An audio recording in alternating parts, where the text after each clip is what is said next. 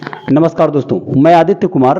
आज हम लोग देखेंगे बिठूर महोत्सव 2024 के बारे में। सबसे पहली बात तो इसका प्रारंभ जो हुआ था वो 2017 में हुआ था। यहाँ पर आप देखेंगे प्रारंभ, ठीक है। इसका प्रारंभ कब हुआ है तो 2017 में हुआ है।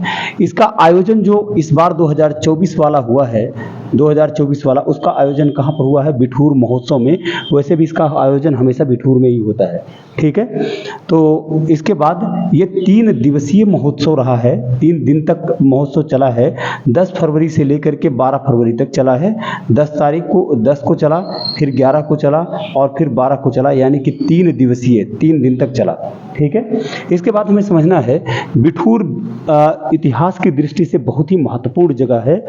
बिठूर का पूर्व नाम कई बार पेपर में पूछ लिया जाता है। तो पुराना नाम जो बिठूर का था वो ब्रह्मवर्त था। ब्रह्मवर्त, यूपी स्पेशल में ये क्वेश्चन बहुत ज्यादा आता है कि बिठूर का पुराना नाम क्या था। तो बिठूर का पुराना नाम ब्रह्मवर्त था।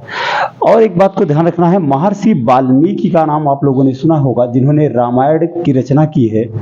ये महर्षि वाल्मीकि वही बिठूर के ही रहने वाले थे। ये भी आप लोगों ने सुना होगा कहानी में कि लक्ष्मण ने सीता को कहाँ पर ले जाकर के छोड़ा था। जब उनको यहाँ अयोध्या से निकाल दिया गया था तो लक्ष्मण ने सीता को ले जाकर के बिठूर में छोड़ा था। और बिठूर में छोड़ने के बाद बिठूर के जंगल में एक नदी वहाँ से बहती है, बिठूर के किनारे से। ये भी ध्यान रखना है, गंगा नदी बहती है। कानपुर भी गंगा नदी के किनारे पर बसा है और कानपुर का ये जो क्षेत्र है बिठूर, वो गंगा नदी के किनारे पर बसा है। उस जंगल में छोड़ने के बाद ये इसी गंगा नदी में डूबकर मरने जा रही थी, मतलब कि समाधि लेना चाहती थी, उसी में डूबने जा रही थी। तो वो दृश्य महर्षि वाल्मीकि जी ने देख लिया था। और उनके देखने के बाद क्या हुआ कि उन्होंने माता सीता जी को बुला करके उसमें से निकाला और बचाया। और उसके बाद अपने आश्रम ले गए। उनका आश्रम वाल्मीकि जी का वहीं पे था, बिठूर में ही आश्रम था। अपने आश्रम में लेकर के गए और वहाँ पर कुछ दिनों के बाद उन्हें 2 बच्चों को जन्म दिया उन्होंने, एक लव और एक कुश को। ये जो 2 बच्चों को जन्म दिया, लव और कुश को, उनका बचपन वहीं पर बीता शुरुआत में।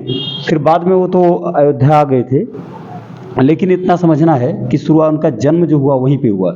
इसके अलावा झांसी की रानी लक्ष्मीबाई का बचपन जो बीता है, बचपन भी यही, झांसी की रानी लक्ष्मीबाई का बचपन भी यहीं पर बीता है, बिठूर में ही बीता है।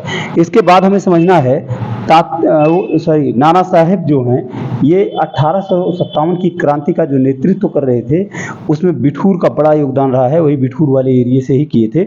ये कानपुर से नेतृत्व किसने किया था? तो इनके साथ एक तात्या टोपे भी थे, जिनका असली नाम आत्माराम पांडुरंग था, है ना। तो तात्या टोपे और नाना साहब ने मिल करके ये नेतृत्व किया था। यहाँ समझना है, यहाँ मैं लिख दे रहा हूँ, तात्या टोपे। कानपुर से जो नेतृत्व करने वाले 2 लोग थे, एक तात्या टोपे थे, एक नाना साहब थे, ठीक है। तो इसी के साथ ये वीडियो समाप्त करता हूँ दोस्तों। धन्यवाद।